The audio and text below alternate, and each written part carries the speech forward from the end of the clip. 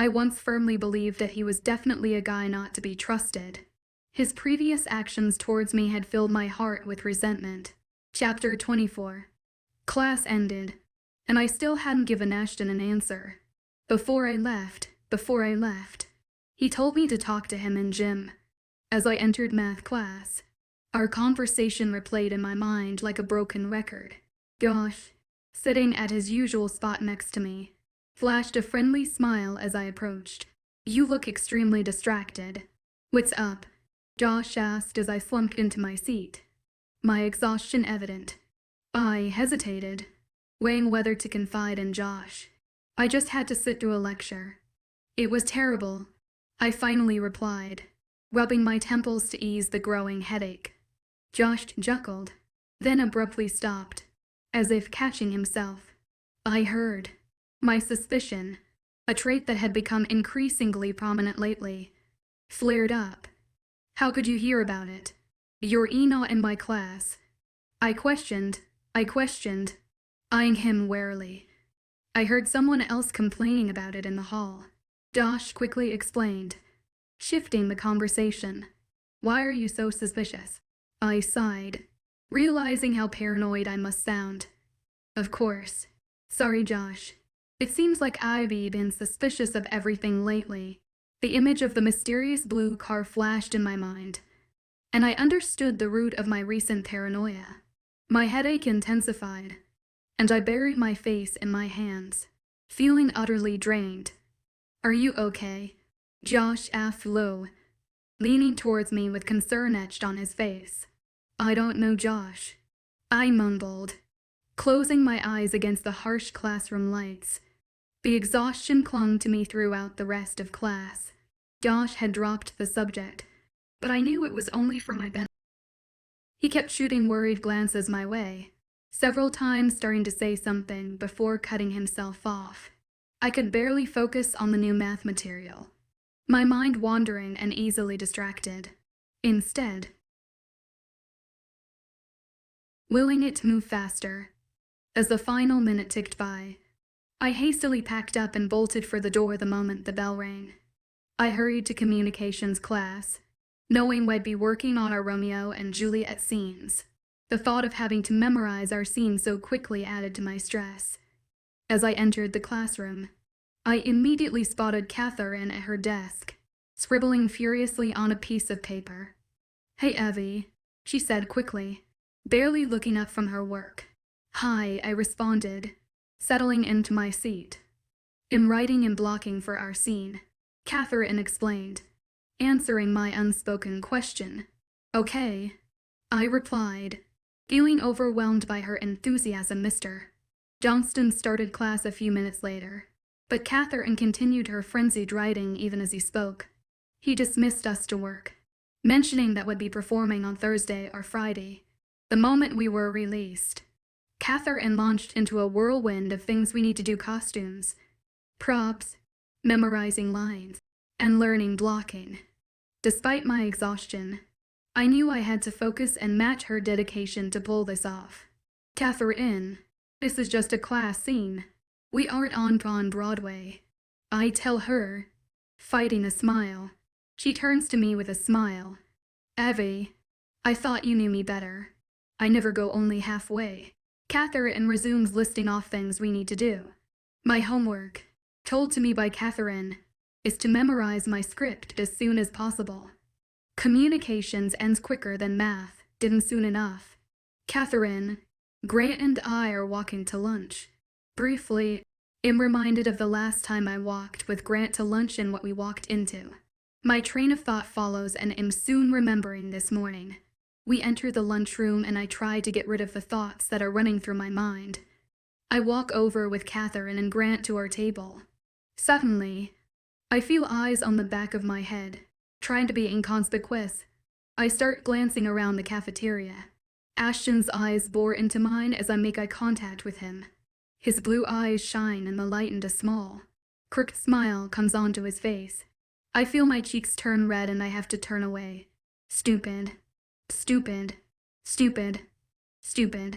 I curse myself as I turn my back to him. Stupid emotions. Why can't you behave? Lunch, for the first time ever. Drags on. It feels like his eyes never look anywhere but me. I can feel them staring into the back of my head.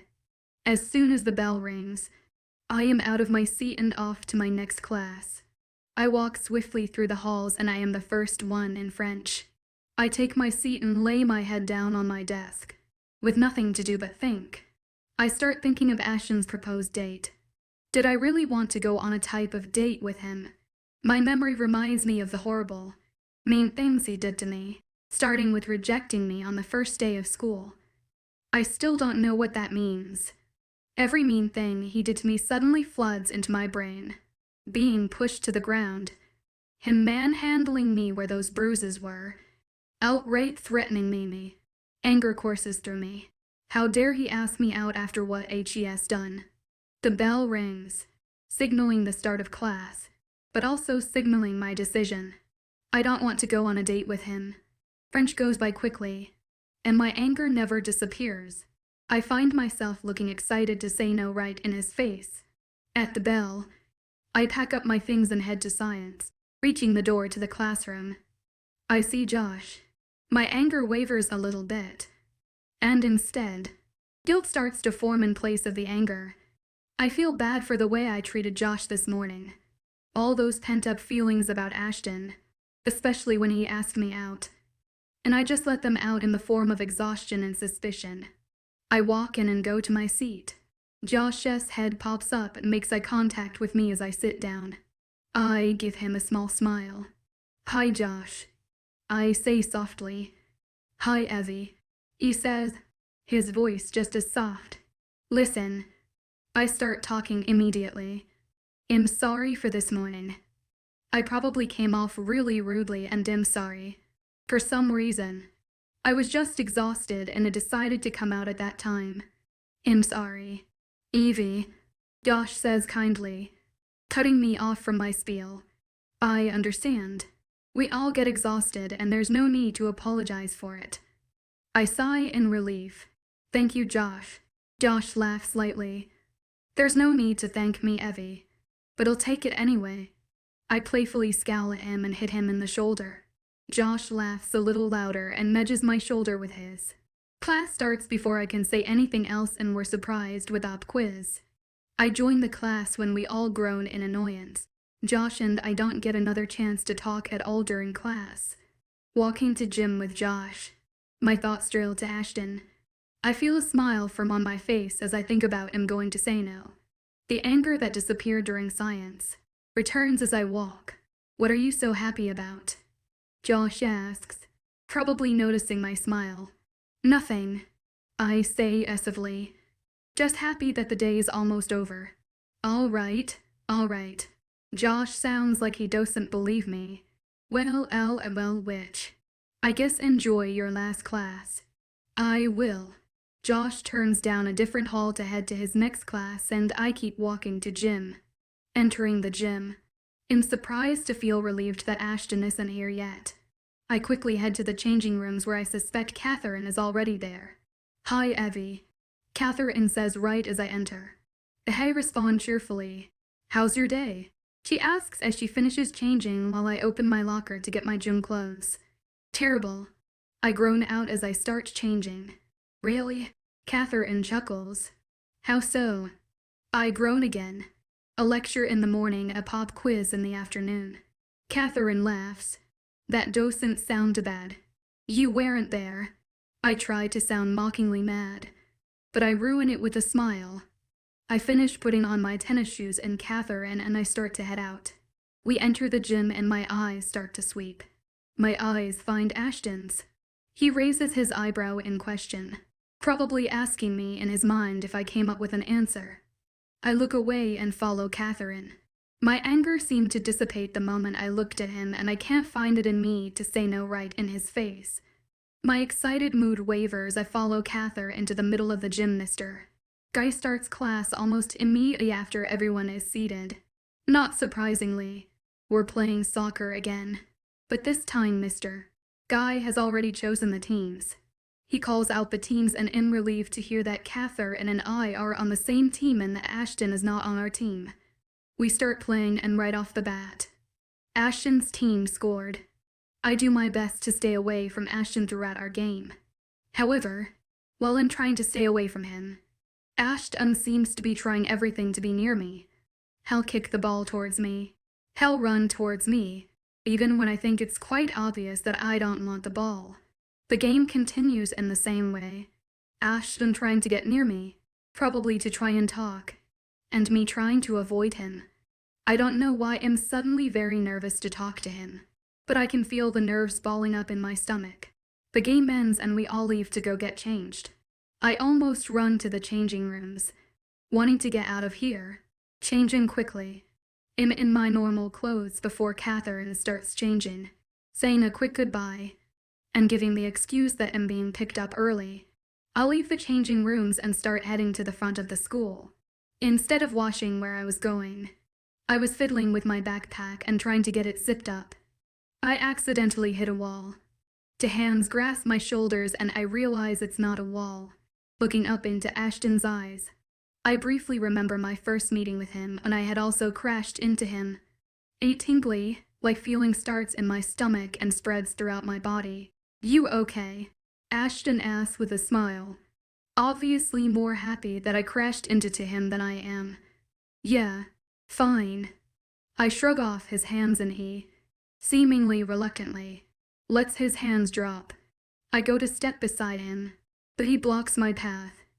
"Do you have an answer?" he asks me. Thoughts from this morning flash through my head, knowing I'm going to agree, then doubting, then knowing I'm going to say no. Instead I say, "I don't know." Ashton cocks his eyebrow like he had in the gym. You don't know if you want to go out or you don't know if you have an answer. Knowing it's neither of those options, I realize what I don't know.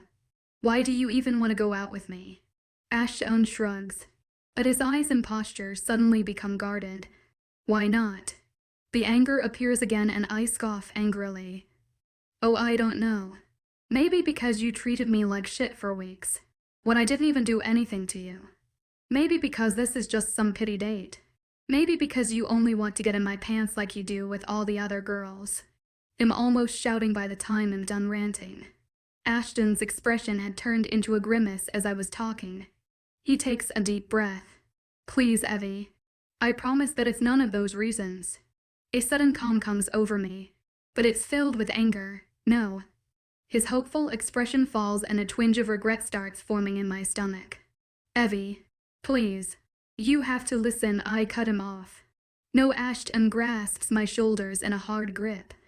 My hands immediately goes to his to try to get them off my shoulders, but he holds me in a vice grip. However, it's not painful. Instead, it feels kind of nice. "Evie, this morning I asked for a chance. I'm asking again for just a chance." Ashton's eyes bore into mine as a pleading tone laces his voice. The word "no" gets stuck in my throat as I look into his eyes, which are pleading for me to understand. Realizing something, I give a small, but tired, chuckle. "You're not going to take no as an answer, are you?" A breathtaking smile takes over his lips and I find it hard to look away from them. "No." A tired sigh comes from my lips because I know I'm not going to win this, and I'm pretty sure Ashton knows too, before I can get the words out. Ashton's arms enfold around me in a hug. I freeze at this close proximity, but Ashton doesn't seem to notice. His head buries in my neck and his arms become tighter around me. Ashton's warmth envelopes around me, and I'm surprised to realize that I like this. Realizing that I like this, I quickly get out of his arms by taking a step back and moving my arms so that he can no longer hug me. Once he lets go, I take another step back for good measure. Ashton's face falls a little but his hands fall to his sides. I can feel a blush that is staining my cheeks and I quickly duck my head. Without looking up at Ashton, I quickly sidestep him and resume walking to the front of the school. Much to my satisfaction, Ashton doesn't follow me. "Bye, Evie." Ashton calls after me. I can hear the smile in his voice. Chapter 25. The next day, Ashton asked me what day would be best for our date. I told him Friday night. He agreed and told me he would pick me up at 6. The next day, he asked me what I wanted to do. I told him that I didn't know. The next day, he said he knew of a restaurant that we could go to, and I agreed to it. And soon enough, it was Friday morning. Waking up, knowing I had a date tonight, was nerve-wracking. Every day, Ashton had tried to make conversation with me. He would even go as far as trying to hug me again. I made sure we never got that far. I almost decided to hesitate in what I was going to wear today, but then I remembered I didn't care, and that the date was tonight, not during the school day. Going through school with the knowledge that I had a date tonight was weird. I felt like a lot of people were looking at me as I would walk past. I felt like they knew something that I didn't, and it aggravated the hell out of me. Even Josh seemed to be a little more happy and excited than normal. As weird as the day was, it ended, and soon enough, I find myself getting ready for the date. Looking through my closet, I try to find something nicer than normal. I have a feeling that we're going to a nicer restaurant. Spotting my light blue, knee-length dress, I pull it out and look at it. The thin straps, a tight bodice that flows down to the knees at the waist. No frills, no blind, just a simple, light blue dress, paired with white flats. I think this would be a nice outfit to wear. I change into the dress and search through the floor of my closet for my white flats. Not finding them, I realize that they're downstairs. Sighing, I walk out of my closet and walk over to my makeup. Looking at the foundation, eyeliner, eyeshadow, blush, and lip gloss. I can't decide if I want to put on more makeup than usual. I don't want to treat this as a real date because it's Ashton. He's a jerk, if I'm being honest. But I can't help feeling that I need to put my best foot forward. I can't help liking him despite him being a douche. It doesn't connect in my brain. Picking up my foundation, I decide to use it along with my black eyeliner and blush. That's not smudge, and it doesn't say trying too hard. Yet it's nicer than normal, which is what I want to go for. Looking at myself in the mirror, I cock my eyebrow at myself. Why am I making such a big deal out of this? I shouldn't, is the right answer. I'm not. I lie to my reflection. I carefully massage the foundation into my skin, followed by the thin line of eyeliner on my eyelids and a small sweep of pink blush on my cheeks. Giving myself a small smile, I turn around and am about to leave my room, when I remember my phone is sitting on my nightstand. I quickly turn back around and grab it. I would have to carry it around to wherever we go. Not wanting to do that, I walk back to my closet and search for a purse. Spotting my small white one, I grab it and put my phone in it, slinging it over my shoulder. I walk out of my room. I go downstairs to the living room and am about to sit down on the couch when I realize the time. Ashton is supposed to be here in 5 minutes. Cursing the time in my head, I quickly walk over to the closet by the garage where we store a multitude of things, including shoes. I immediately spot my white flats and quickly slip them on. Pushing the garage button, it starts making a lot of noise and it opens. The fresh air greets me instantly. I walk outside and close the garage door, almost as if it was waiting for me to come outside. A car pulls up at the end of the driveway. I can't see who it is due to the seemingly tainted windows, but I know it's Ashton. I walk out the front door, turn around and lock it, and head to the car. When I'm about 5 feet away, I freeze, feeling a sense of deja vu wash over me. The car, which I thought was black, is actually blue. I must have been frozen for too long because a second later, Ashton opens the driver's side door and gets out. Evie, what's wrong? Ashton asks as he gets out of the car. He takes one look at my expression, probably a mixture of distress and confusion, and rushes over to my side. What's wrong? Ashton repeats, though this time his voice is hard with concern. His arms circle around me without my consent. I look up to see him looking around us suspiciously, as if he thinks someone is watching us. My sense comes rushing back at me. Ashton pauses and looks at me curiously. Me. I shift my body and shrug his arms off of me and take a step. My suspicion reignites. It's you. You've been the one who's been sitting outside my house for the past couple of weeks. Even this morning. You're the one who's been stalking me. In this car. I ground out. My anger appearing again. Being fueled by my distrust. Ashton pauses and looks guilty, and I know I've caught him. I turn around to head back in the house.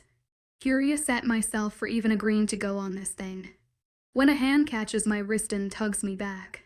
I land in Ashton's chest and his arms once again go around me. This time, however, I start struggling to get out immediately. Ashton chuckles. You have it all wrong, Evie. I can tell HES lying, but decide to play along for a second. So that isn't you every morning. Disbelief is clear in my voice. He chuckles again. No, that is me. But I'm not stalking you. My friend lives there and I started picking him up each morning. My disbelief wavers, but I can still see flaws in his excuse. I've never seen anyone come out of that house.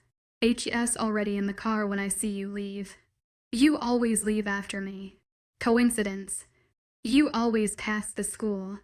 I'm picking up another friend. I hesitate, realizing that he has an answer to every accusation. I feel a smile spread onto Ashton's face, and I know that he knows that he won. I scowl in annoyance. You don't have to hug me every time you see me. I say gruffly as I shrug off his arms again. A smirk forms on Ashton's face, but he doesn't say anything. Instead, he opens the passenger side door and I get into the car. Ashton walks around the car with a smile on his face, and though he doesn't see me, I scowl at him in annoyance. Why the hell did I even agree to go on this thing? The door opens and Ashton slides in the driver's seat. What are you scowling? Ashton asks me as he starts driving. Why the hell did I even agree to go on this thing? I answer his question with question of my own. I meant for it to be rhetorical, but Ashton answered anyway. Because you wanted to. Try again. Because you wanted to give us a try. Try again. Ashton sighs. Because I wouldn't have left you alone until you agreed to go out with me. Finally, the truth. I exclaim sarcastically. Ashton gives me a sideways glance and a very dry laugh, but he doesn't respond. I don't make any move to start conversation again, so silence falls on the earth. Surprisingly, it's more comfortable silence than awkward silence. I glance at Ashton quickly and am surprised to see that he looks frustrated at something. I mentally shrug and again look out the window. The forest rushes past us. I can tell we aren't headed in the direction of the town, and instead it seems like we're specifically driving away from the town. I glance at Ashton again and find myself slightly relieved to see that he seems to know where we're going. Looking back out the window at the trees that are flying by, I can't help but feel small. The forest is so huge and majestic in its own way. We continue driving, but the silence never leaves. Right as it's starting to feel awkward, Ashton makes a right and we pull into a parking lot for a small, white marbled restaurant that's surrounded by the forest. Soft light shines from the huge windows in front. I can see light also coming from side windows that spills out into the forest. I feel my mouth drop open a slight as I take in the nice restaurant. I'm glad I decided to dress up a little nicer. I can feel Ashton watching my expression, so I turn to face him. Where did you find this place? I ask, amazed. Ashton smiles, probably happy that I like the place. It was an accident. My family was driving back from a vacation and we took a wrong turn and we found it. I can't lie. This place is amazing. Lucky. Yeah. Ashton says as he opens his door and gets out of the car. I follow his lead and take off my seatbelt and reach for the door handle. But Ashton beats me to it and opens the door for me. I look at him questionably, faintly wondering why HES being so gentlemanly. I decide not to question him on it, liking the change. I step out of the car and Ashton closes the door. I hear a beep and assume it's Ashton locking the car. We start walking towards the entrance. Once we reach the doors, like the car door, Ashton opens it for me. I give him a small smile and thanks. He follows after me. but my attention is now on the inside of the restaurant. Just like the outside, the inside of the restaurant is magnificent. Small chandeliers hang from the ceiling, their soft light glowing down to the floor of the restaurant. White tablecloth tables are scattered along the floor of the restaurant, all holding a candle. The large windows make it seem as if the restaurant is much bigger on the inside. Wow. The word spills from my mouth. I see Ashton smile in my direction out of the corner of my eye. You like it. It's. I pause, searching for the right word. Fancy. I turn towards Ashton and see that he is still smiling in my direction. I raise my eyebrow in questioning, but he just shrugs. Ashton walks to the podium where a man with a clipboard is. I have reservations. My eyes open wide in shock. I didn't expect him to make reservations. Truly, I didn't expect anything near to this type of restaurant in the first place. I try to make my eyes go back to normal before anyone notices. Name, please. The man says. Carter. Ashton responds. The man looks over his clipboard. Yes, right this way, please. He starts walking and Ashton falls into step behind him. I quickly take a couple of steps and fall into step next to Ashton. The man leads us to the left side of the restaurant and seats us in a table right next to one of the windows. The man gestures to the table. Here you are. Thank you. I respond. The man smiles at me and then turns around and heads back to the podium at the front. Here, Ashton says quietly as he pulls out my chair. I feel my cheeks heat up immediately. I guess I'm not used to this chivalry. Nonetheless, I sit down and Ashton pushes the seat in. I immediately look down at the nice tablecloth and hope that my blush might disappear quickly. Out of the corner of my eye, I see Ashton sit down across from me. What are you looking at? He asks softly, but I can hear the HES trying to hold in laughter. I think he saw the tablecloth. I mumble quickly, feeling my cheeks heat up again. Ashton laughs quietly and I glance up and give him a small scowl. It doesn't last long and a couple seconds later, the scowl turns into a smile. A waiter walks up to our table with 2 menus. Hello, my name's George and I'll be your server today. He hands us each a menu and points to the drink section. What would you like to drink? Iced tea, please. I say immediately and George writes it down. Coke, please. Ashton says next and George writes that down too. All right. I will be back with those, George says. He then walks away and, presumably, heads to get our drinks. Silence falls over Ashton and I.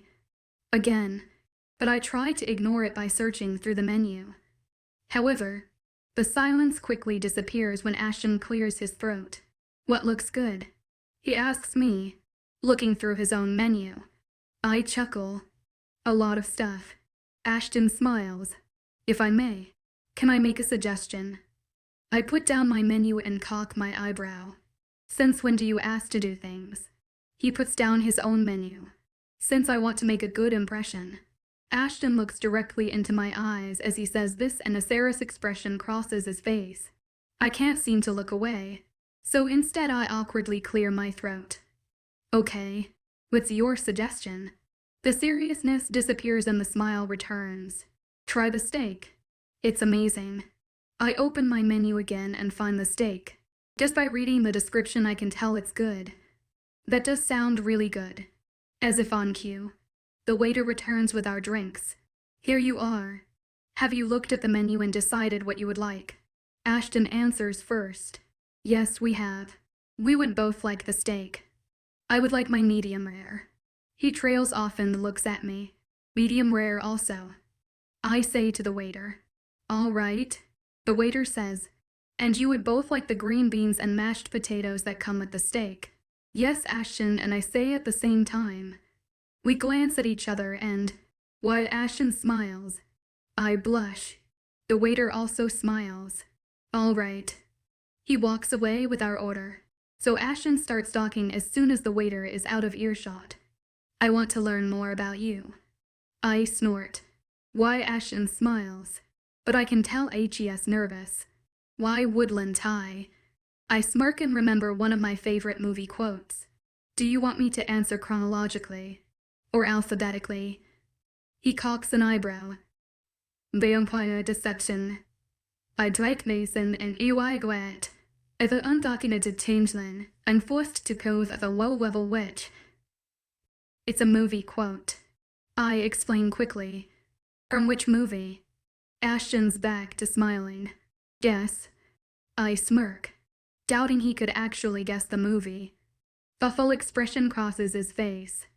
And for a minute, it's silent between us while he thinks. I don't know. What is it? I give him a tight-lipped smile and make the motion of a zipper crossing over my lips. My lips are sealed, but I'll tell you one day. I'll hold you to that. Ashton holds up his drink, as one would for a toast. As he says this, I don't doubt him, but I can't help the feeling of butterflies in my stomach at the thought of another date with Ashton. I'm pretty sure that's what HE's hinting at. Okay. I smile. Not exactly against the idea of another date. Ashton puts his drink down after HE has taken a sip. Anyways, as I was saying, I want to know you better. I hold my tongue, really wanting to give him a sharp retort. But instead I decide to give him a chance. What do you want to know? Ashton smiles mischievously. What do I want to know? He says slowly. I roll my eyes at him, but let him continue. How about I start simple? Favorite school subject? Honors communications. I respond immediately. Really, Evie? Why, Ashton asks, Mr. Johnston is the best teacher Ivy ever had. And the class is fun. I respond with a shrug. Ashton makes a humming noise in his throat.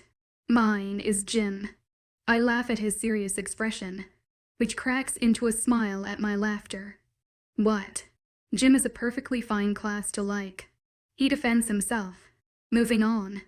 Favorite color. My mind instantly goes to my date with Josh and how he asked the same question. So I respond with the same answer I gave Josh. It depends on the day and how I'm feeling that day. Interesting. Ashton looks thoughtful. What is it today? I think for a couple of seconds before I give him my answer. Forest green. I look out the window at the dark forest, barely being able to see the green of the forest. I see Ashton follow my line of sight in my peripheral vision. Do you like the forest? At first I didn't. I still kind of don't. Too many bugs. But it is beautiful, isn't it? I respond quietly, still looking at the forest. Yeah. Ashton responds quietly and I turn to look at him, expecting him to be looking out the window. But instead HE's looking at me. We make eye contact quickly, but I look away and focus again on the table. Ashton must have sensed my discomfort. Favorite food. Again remembering my date with Josh. I respond thinking of that milkshake. I had thought it was this milkshake, but now that I think about it, I really don't know. There's too many to choose from. Mine's meat. It doesn't matter what kind. Just meat. Ashton says confidently. I laugh and remember that was pretty much exactly the same way Josh answered. What's so funny? Ashton asks, confusion lacing his tone. Nothing. I say through chuckles. Just that you have the same answer as I stop myself, remembering that Josh and Ashton don't really like each other. As who? Ashton asks slowly. I pause. No one. Just a friend of mine. Ashton continues to push. Do I know this friend? A flash of anger spikes through me. Why does it matter if you know this person? Ashton grimaces. Sorry, I didn't mean to intrude. Forget it. My angered eyes down, I decide to change the topic quickly. Favorite animal. Ashton smiles widely. Wolf. I cock my head to the side, curious about his choice of animal. Why the wolf? There's a small pause before Ashton answers. I like how they're protective of the people they love, like their pack. Wolves are very loyal to their pack and will always have each other's backs. They're also really strong, in the physical and mental sense, and I admire them for that. My mouth almost drops open at how thoughtful his answer was. I cannot believe that something that deep came out of Ashton's mouth. I can tell he's not lying due to the sincerity that is reflected in his eyes. He seems to really know these creatures. Do you have a favorite animal? Ashton asks after a few seconds of me just staring at him. My thoughts scramble to think of an answer for this simple question. Tiger. Ashton makes a humming noise in his throat. Really? I blush slightly. I couldn't think of anything, and tiger was the first thing that came to mind. You don't have a favorite animal? Ashton asks. I think for a second. No. There's too many to choose from. You seem to be very indecisive. Ashton concludes. So there's nothing wrong with that. I retort playfully, already aware of how indecisive I am. Ashton laughs quietly. Favorite season? Spring. I respond. And yours? Hold on. Ashton responds with another question. Why spring? I respond, feeling very self-conscious with that answer. Ashton looks thoughtful. I never realized that. I snort. Of course not. You're a guy. You won't notice when the flowers are blooming. He chuckles again. I guess you're right. Do you have a favorite flower? I playfully narrow my eyes at him. Why are you planning to get me said flowers? An innocent expression crosses Ashton's face, but I can see through it. Of course not. He says sarcastically, wanting to get off the topic of getting me flowers. I go back to my question. Your favorite season? Summer, definitely. Ashton responds quickly. Why am I not surprised? I mutter sarcastically. I have a logical reason. Ashton insisted. Sure you do. I say sarcastically. What's your logical reason? Ashton smiles in triumph. Freedom. I get to spend more time with friends and family and doing the things I love. Ice cough. Well, not as deep as your wolf comment. I'm still a guy. He argues playfully. That's no excuse. I retort with a smile. The waiter interrupts our conversation. Here we are. He places each of our plates in front of us. The smell of the steaks immediately wafts up and embeds itself in my nose. Thank you. I say to him as I pick up my knife and fork and begin cutting my steak. He nods in my direction and walks away. I cut a piece of steak, which cuts just like butter, and pop it into my mouth. Instantly, an attack of spices and well-cooked meat floods my mouth. I almost moan at the taste. I quickly cut another piece and pop that into my mouth. Unable to resist this delicious steak. Cut into my next piece. I happen to glance up and notice Ashton staring at me, instead of diving into his own steak. His head is cocked a little bit to my left, his right, and his mouth is partway open, as if he's amazed at me eating. I stopped cutting the steak. What? My cheeks heat up at the thought of Ashton watching me eat like a crazy person. Ashton seems to realize his staring and quickly glances down and starts cutting his own steak. Nothing. He almost sounds embarrassed. He knows he's been caught. I smile at the top of his head and go back to cutting my own steak. For about a minute, the only noise between us is the clinking of silverware against plates. I don't mind that there's no conversation. The steak is amazing. And I don't like Ashton minds either. Half of his steak is gone too. How are you liking your steak? I ask sarcastically. Ashton looks at me and smiles, to which I return my own smile. Ashton swallows. Great. How's yours? I don't think he's being sarcastic. Amazing. I say genuinely, looking a little lost at what to say. Ashton mumbles quietly. That's good. He starts cutting his steak again, this time at a slower rate. I follow his lead and start cutting my own steak again, also at a slower rate. The sound of silverware hitting plates again fills the silence. Favorite TV show? Ashton says suddenly, probably not being able to ignore the silence anymore. I smirk. American or British? He looks confused. Is there a difference? I gasp comedically, but with an actual hint of concern. Is there a difference? I mock him. Of course there's a difference. The British have much better shows than we do. Really? Like what? Ashton asks. looking amused at my gasp. I hold up my hand and start counting them off my fingers. Doctor Who, Sherlock, Wallander, Top Gear, Broadchurch. The list goes on. Thoughtful look crosses Ashton's face. I'd only heard of one of those. Which one? Doctor Who. A satisfied smile crosses my face. Good. Everyone needs to know about Doctor Who. Ashton smiles at me. Of course. He says sarcastically. I shrug my shoulders. It's true.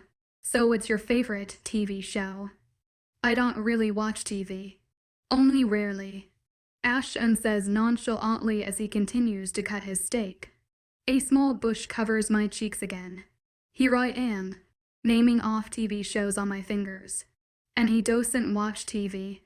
If there's any time to feel unproductive, it's now. Favorite holiday. Ashton again restarts the conversation. I think for a few seconds. All the holidays rushing through my brain. I like all of them for different reasons. New Year's because it's a time for celebration.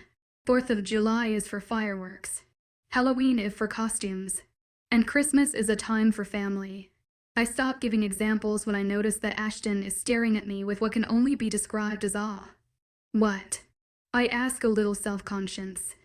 I understand how you felt about my wolf commento. I say awkwardly, trying to ignore the blatant in his voice. Trying to ignore how it seemed to be directed at me. Realizing I wasn't hungry anymore. I tried to convince myself that it was because of the fulling steak. I put down my fork and knife. Ashton noticed. You're not hungry anymore. Nope. The steak was so fulling. I say with a small smile. Not even for dessert. Ashton asks, though I can't help but hear something in his voice that suggests something more. I raise my eyebrow. I could play this game. What were you thinking? A mischievous smile crosses Ashton's face and he leans in. His hand motions for me to move closer to him so he can whisper in my ear. I comply. Well, well. Evie. A shiver runs through me when his lips brush against my ear as he talks. I was thinking that we should try something a little daring. Like what? My voice is a hushed whisper. I can't help but think of what H is suggesting, and I find myself excited to see where this goes.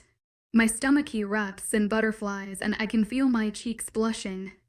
Anticipation is coursing through my veins. Like. He whispers again before turning and looking into my eyes. Dark chocolate cake. Ashton finishes his sentence in a normal tone and sits back. His face is a calm expression, but I can see the playfulness in his eyes. Cake. I say slowly, raising my eyebrow again. Dark chocolate cake. Ashton clarifies with a smirk. The butterflies don't calm down, and I know that the blush didn't disappear either. No thanks. The smirk doesn't leave Ashton's face. Really? Are you sure yet?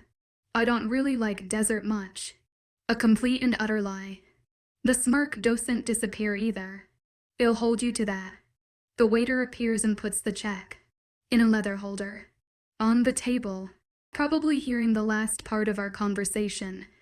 Ashton immediately picks it up, opens it and places money in it. He closes it and stands up. I follow his lead and we leave the restaurant. We reach the car and Ashton opens the door for me. I try to hide my smile, but I'm pretty sure Ashton saw it anyway. I get into the car and Ashton shuts the door. He walks over to the driver's side and gets in, but doesn't start the car. I look at him curiously. Ashton looks nervous, but he opens his mouth to speak. Did you like the date? I find myself smiling. Yeah, it was a lot better than I originally thought it would be. Ashton looks at me suspiciously. What did you think it would be like? I smile evasively and look out the window. Nothing. There's a pause and then I hear Ashton take a deep breath. Evie. Yeah. I turn to face Ashton again and am surprised to see him a couple of inches away from my face. Before I can move away, one of his hands goes to the back of my head and his lips descend upon mine. His lips are warm as they kiss me. They seem to perfectly fit to mine and I find myself kissing him back. Tiny sparks shoot through my body starting from his lips. A warm feeling starts in my stomach and I find him enjoying this kiss. The kiss is short and sweet. And soon, Ashton pulls away. He leans his forehead against mine and I feel his hands start running through my hair. We're both breathing a little heavier than normal. I am cut off by Ashton's lips again. This time, however, HES rougher. His hand fats and my hair grips it painfully. His tongue rushes into my open mouth and wreaks havoc. This kiss is a lot more demanding. I find myself being forced to respond to his demanding kiss. And I don't like it. The spark that had felt nice now zapped me with a new ferocity. It's almost painful.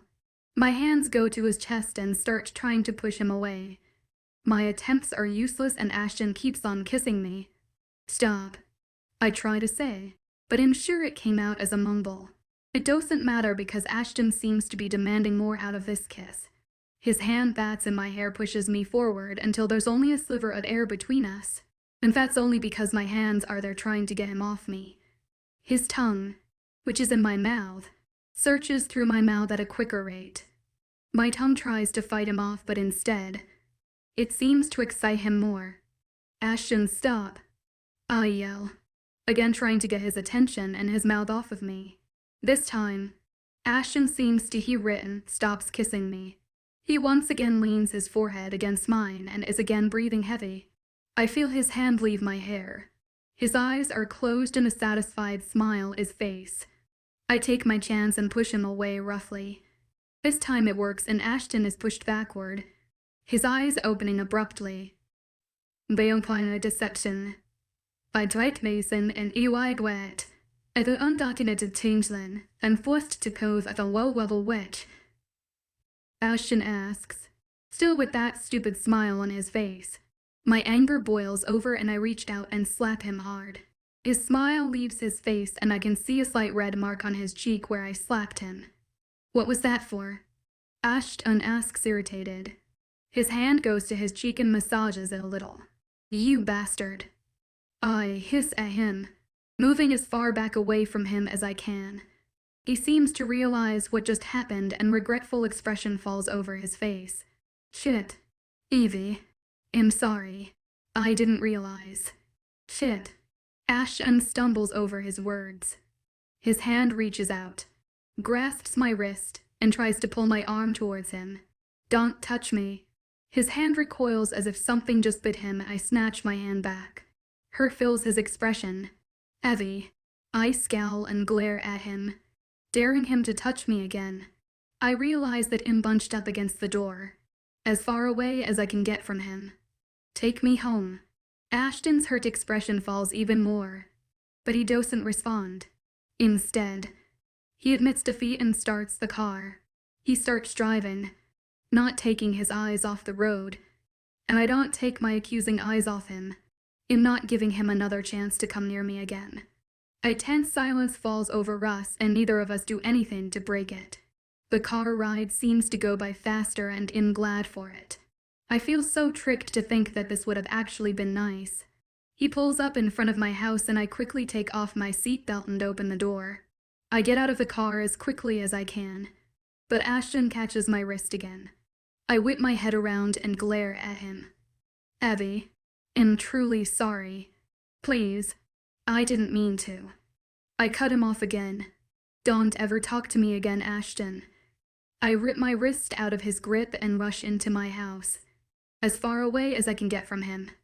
Chapter 26. Thank the heavens for the weekend. Sitting in front of the TV ranting in my head about that stupid date and my stupid idea that it would actually be good. Still ticked off about him violating my mouth. A little voice in the back of my head can't help but remind me of the first kiss. It was short, sweet, and I actually enjoyed it. Actually thought this could turn into something. And I would let it. I would take a chance and go for it. But he had to ruin it. He cowed and quit while he was ahead. He had to completely lose control and molest my mouth. I touch my lower lip and briefly, I can feel the tingles from the first kiss. And then the zaps from the second kiss. I rip my hand away. Thunder booms out followed by a heavy pelt of rain. Lightning immediately follows and then there's another loud boom of thunder. I smile at the weather. It seems to know exactly how I'm feeling. As lightning cracks through the sky again. I try and remember the last time there was a thunderstorm, but I can't remember. Thunder booms and I remember how much I miss them. Getting an idea? I pick up my phone and dial a number that I should have called before agreeing to that date. I put my phone on speaker as it's ringing and wait for her to pick up the phone. Hello. Kristen's voice comes on over the phone. Did you get a new phone? Didn't my name come up? I ask her. Confused. Her caller red should say it's me. Kristen pauses. I'm sorry. Who's this? I sigh. Kristen. It's me. Who's me? Evie. Another pause. I'm sorry. I don't know an Evie. I groan. Knowing she would do this. Kristen. I'm so sorry I haven't been calling you. I still don't know an Evie. Kristen, please. I say quieter. I have to talk to you about something important. You know, Evie. I have important things too. Kristen's irritated voice came through the speaker. Jackass kissed me. He what? Kristen shouted. She's interested now. I hold back a chuckle. He kissed me. Twice. A high-pitched squeal came from Kristen. Was it good? Tell me it was good. Kristen. I yell at her in annoyance. Wait. We're talking about Ashton, right? That's his name, right? It isn't about the other one. Kristen questions me excitedly. I laugh at her excitement. Oh, it's a tired laugh. Slow down. Yes, yes, yes. And no, it's not about Josh. Vampire dissection. I Drake Mason and EY Gwait. As an undocumented changeling, I'm forced to pose as a low-level witch. Who's Josh? Oh, HES the other one. Okay. How was the kiss? Both kisses. Kristen's excitement is almost tangible through the phone. Kristen. Calm down. I say quietly. What's wrong? The excitement in her voice falls. I sigh, thinking about how I want to tell her what happened. Do you want the whole story? There's a whole story that goes along with this. Kristen asks. Yeah. I mean, there was a date first. I give details. You went on a date with him. Kristen shouts. Her excitement rising. I laugh, yep. Kristen squeals. Tell me about the date. I smile, knowing she would want all the details. Well, we went to a restaurant. Was it a nice restaurant? Kristen cuts me off. Yes, it was very nice. Did he dress up nice? Did you dress up nice? Was the food good? Kristen is back to questioning me. I laugh again, already feeling. Slow down. Yes, yes. And definite yes. Okay. Go on. Kristen sounds like she is on the edge of her seat. Well.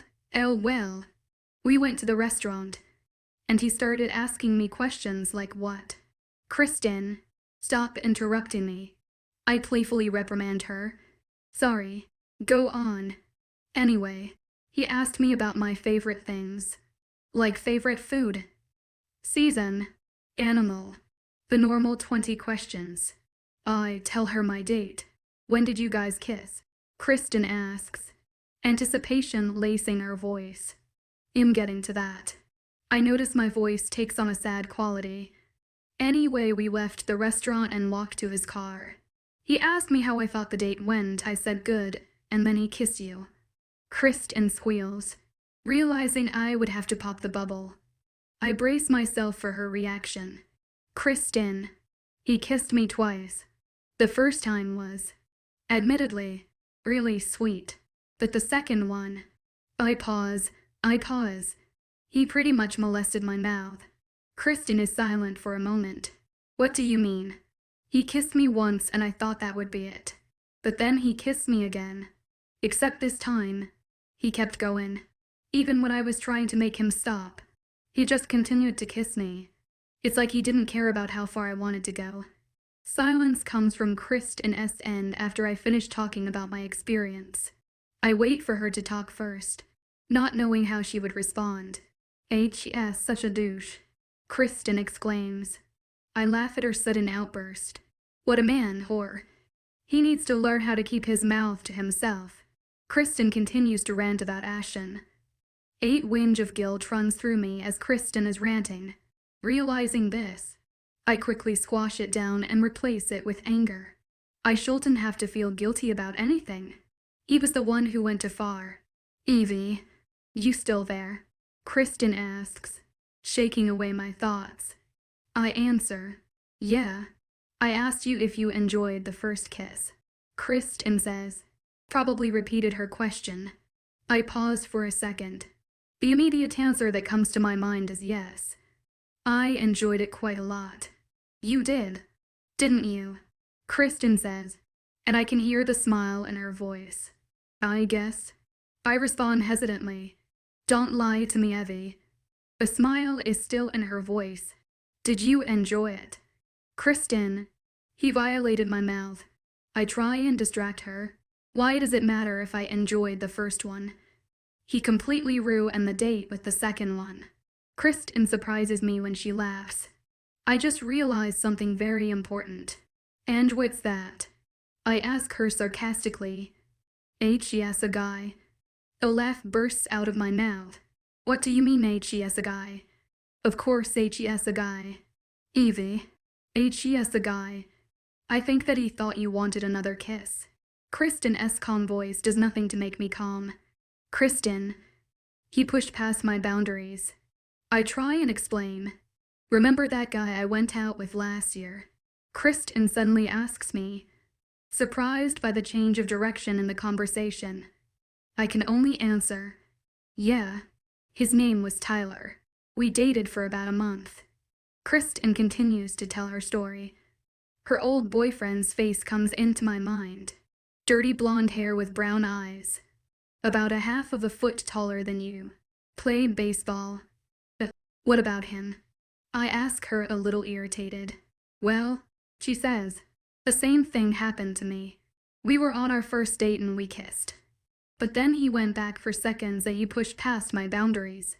I was, of course, mad. But the next day he explained that he wanted to kiss me again and he thought I wanted to kiss him again.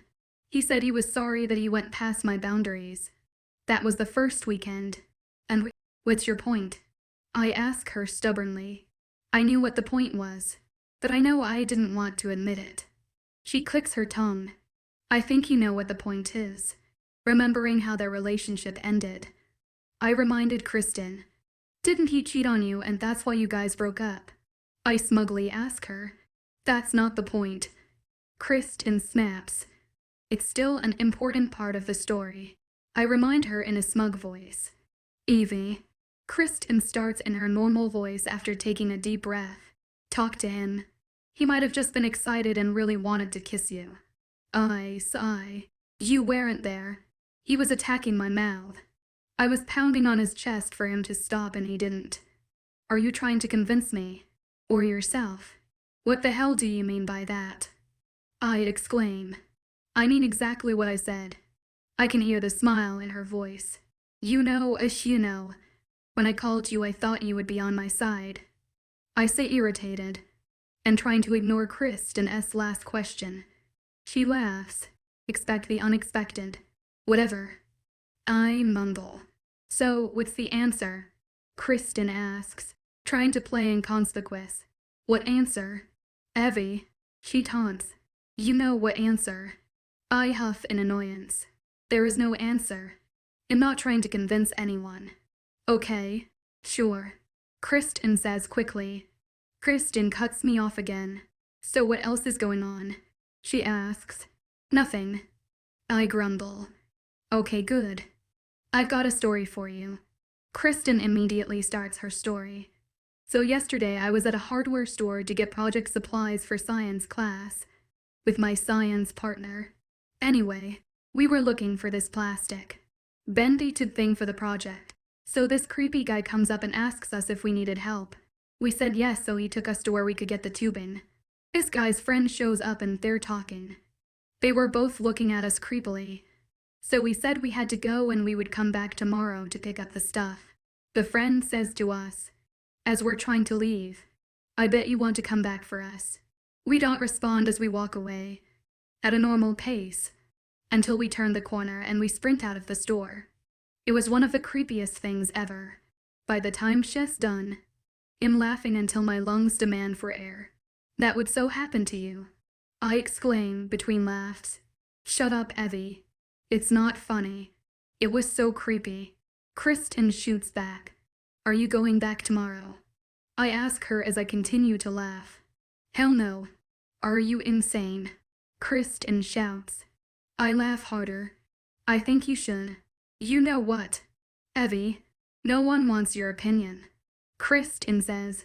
Miffed. I laugh at her. Shut up. She mutters. Oh, Kristen. How I miss you. I say as my laughter dies down. I miss you too. She responds. Her voice slightly sadder. But I'm still right. Thanks for ruining the moment. That's my job. Kristen responds sarcastically. But seriously, Evie. Think about it. I sigh, thinking about what she said. Who am I trying to convince? You think about that. Kristen says kindly. Kristen, promise me you will. She insists. Sign again. I agree to her terms. I promise. Okay, good. Satisfaction is clear in her voice. But now, I'm sorry, my dear friend, but I have to go. All right, my dear friend. I will talk to you soon. I respond. You better. The threat is clear in her voice. Love you. I laugh. Love you too. She hangs up. I sigh and say to the air, Oh, Kristen, why do you have to be so right? Chapter 27. Walking into school on Monday morning.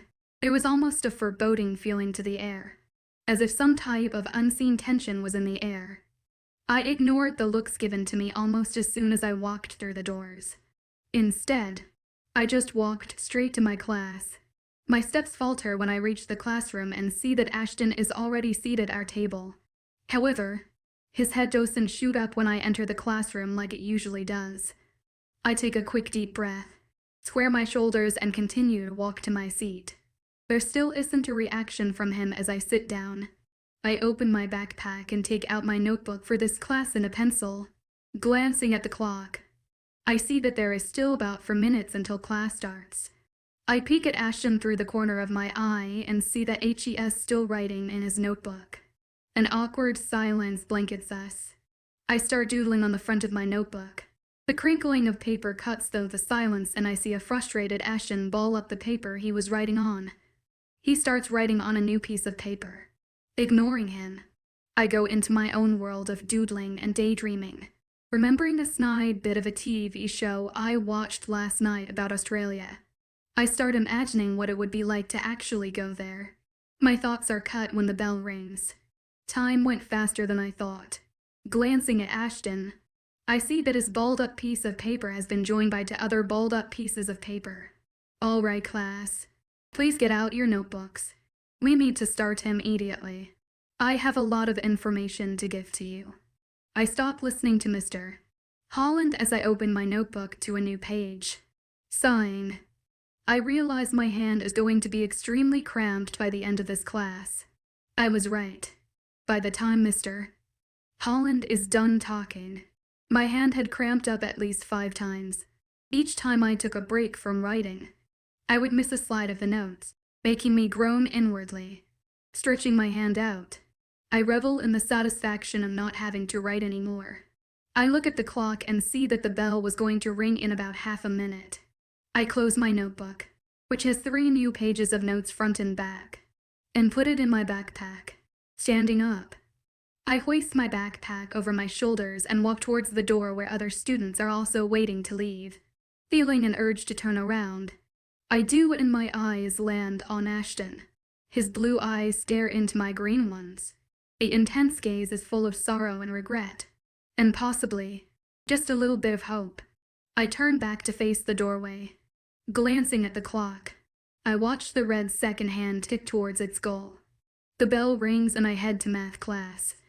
I walk straight to math class, blocking my thoughts from everything except math.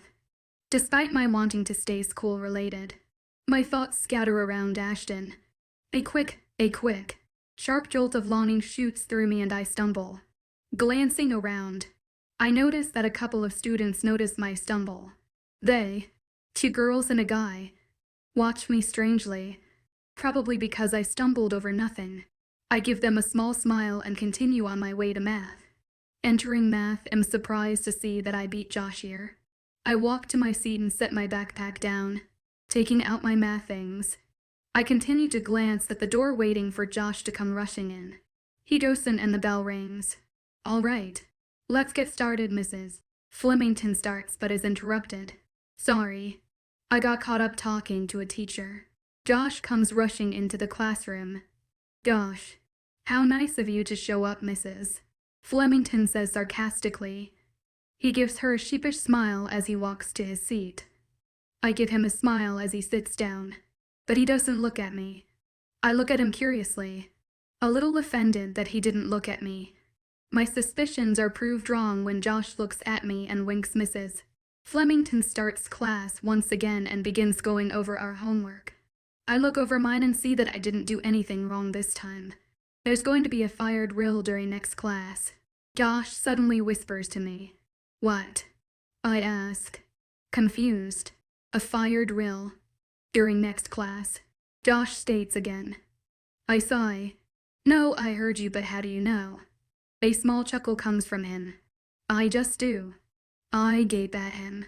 Gosh, don't set off the fire alarm. He chuckles again. I'm not. Evie, Mrs. Flemington's voice cuts through the classroom. Yes, can you tell me how to solve this problem?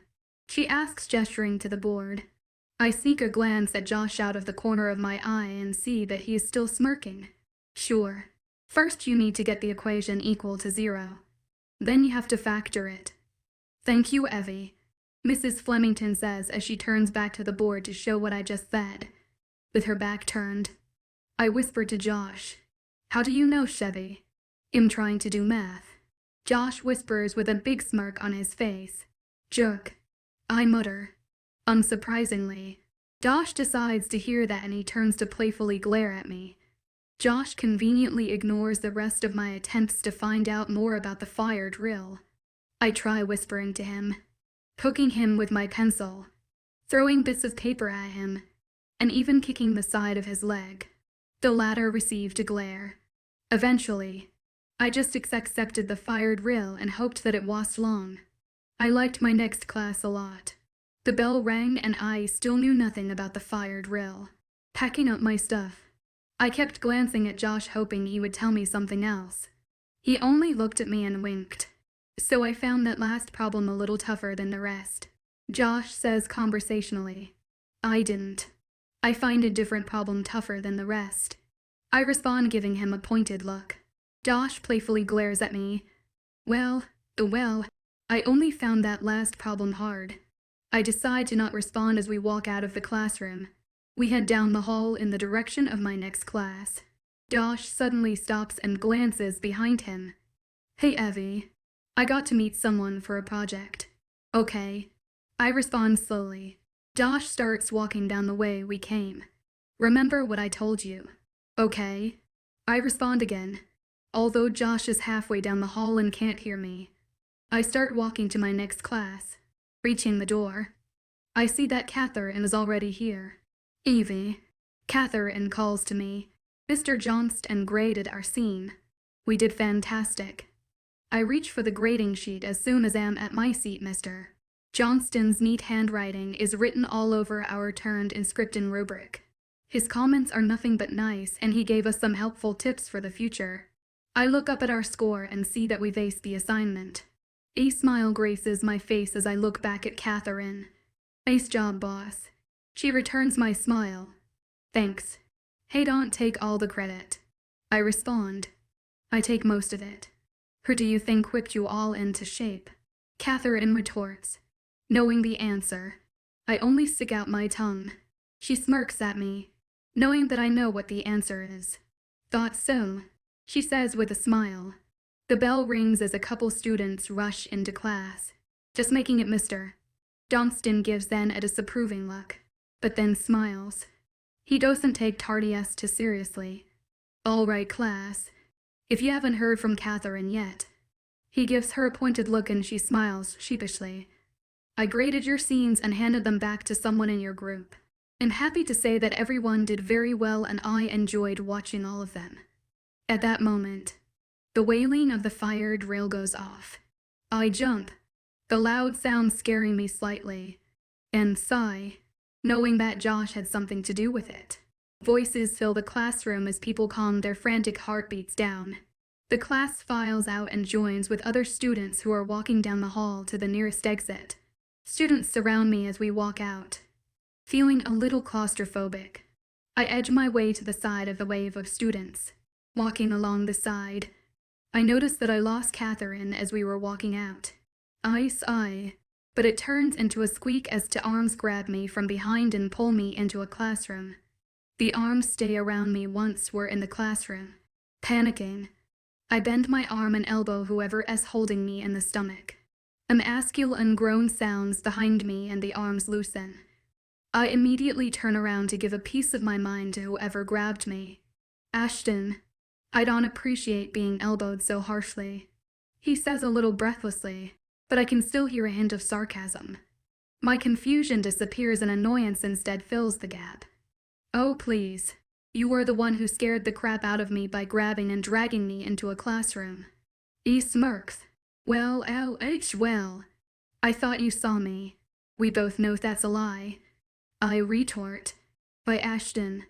I turn around and take a step towards the door, but arms wrap around me again. "Hear me out, Evie." Ashton starts. "No," I struggle against his hold.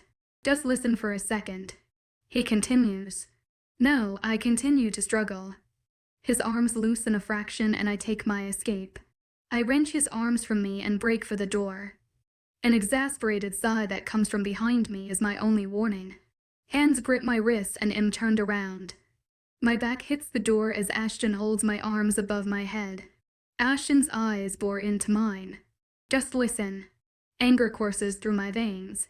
"Why the hell should I listen?" Ashton lips silence me. The anger drains out of me as a feeling of butterflies fill my stomach. Tingles spread throughout my body, starting from where his lips touch mine. Short and sweet. The kiss does what it was meant to do. "Now shush," Ashton says with a playful glint in his eyes. "Or he'll do it again." I wisely keep my mouth closed. Ashton smirks. "Thank you." I roll my eyes instead of responding. Seriousness covers his face. "Now, please hear me out, Evie."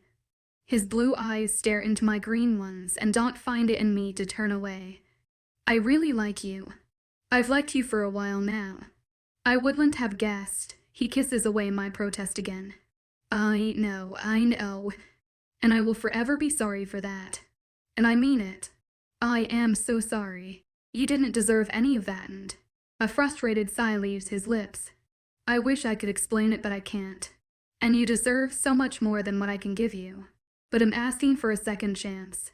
Ashton stops talking and looks at me expectantly. "I already gave you a second chance, Ashton, and look what happened." I respond forcefully and Ashton winces. "You treated me like I was some slut ready to do anything, and I'm not." He winces again. "I'm sorry. I didn't mean to kiss you like that.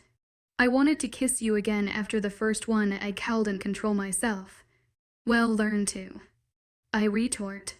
Ashton gives me a half smile, but his eyes still stay regretful. "I'm trying to," he says quietly. "I am trying so hard to control myself. It keeps getting tougher, especially when I'm around you."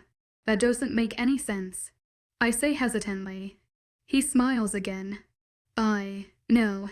So why are you telling me this?" It was his turn to hesitate. He pauses and closes his eyes. His face shows his conflicting emotion as they run through his mind. A look of longing crosses his face and his eyes open. They betray his emotions. "Please, Evie, I asked for this once before and now I'm asking again. I want to get to know you. And I know you have your own opinion of me. And I plan to change that. Please, give me that chance." I pause. "I already gave you that chance.